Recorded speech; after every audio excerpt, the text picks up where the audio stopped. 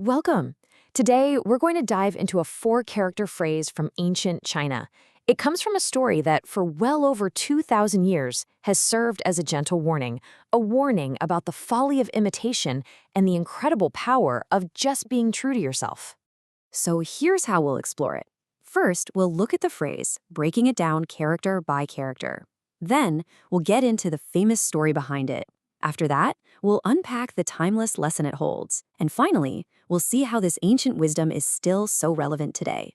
All right, let's start with the phrase itself. These four characters are just as elegant as the story they're about to tell.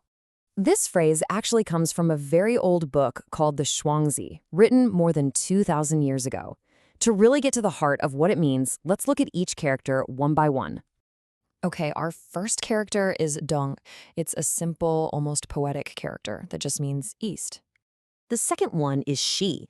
This is a very common surname, kind of like Smith or Jones in English. So when you put them together, Dōngshī, you're talking about our first character, a woman named Xi from the east. Now, our third character, Xiao, is really the action at the very core of our story. It means to imitate or to copy.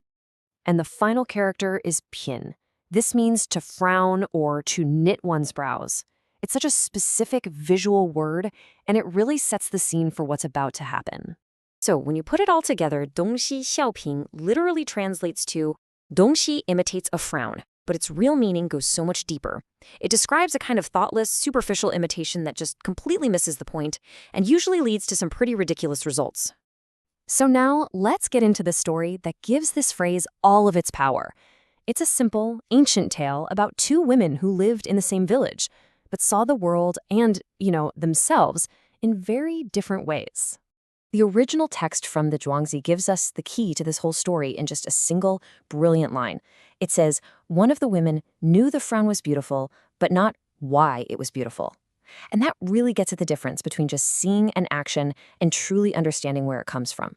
Our story has two women. On one side, we have Xi Shi, a famous beauty from the west side of the village who is known for her natural grace.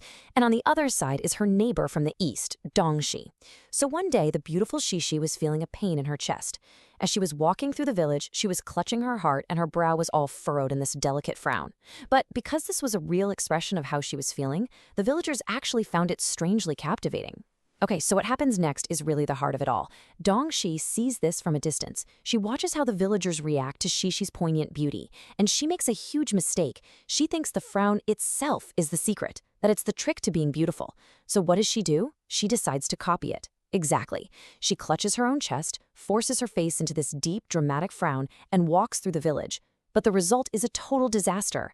Instead of captivating the villagers, she terrifies them. The rich folks lock their doors, and the poor ones grab their families and run away.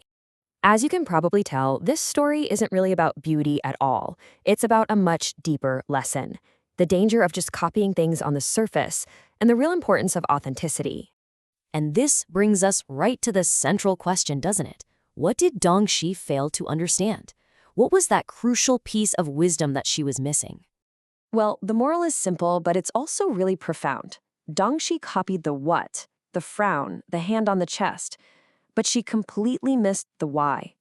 You see, Xi Shi's expression was beautiful because it was an authentic reflection of her feelings, and it was filtered through her own natural grace. Dōngshī's version, well, it was just an empty mask. And this is just a brilliant illustration that true grace really does come from within. It can't be faked. This story is a great reminder that the pressure to be someone you're not, and the foolishness of giving into it, well, that's a feeling people have understood for thousands of years. So how does an ancient phrase like this apply to our modern world? Well, it's still incredibly useful for describing situations we see all the time, both at work and in our personal lives. You could think of it this way. Imagine a junior employee who tries to copy their charismatic CEO's exact hand gestures and speaking style during a presentation. Because it's not natural for them, it just comes off as forced and really awkward. That is a perfect 东施效颦moment. It's a timeless warning against blind imitation, and really a call to find our own authentic way of being in the world. Learn Chinese one story at a time.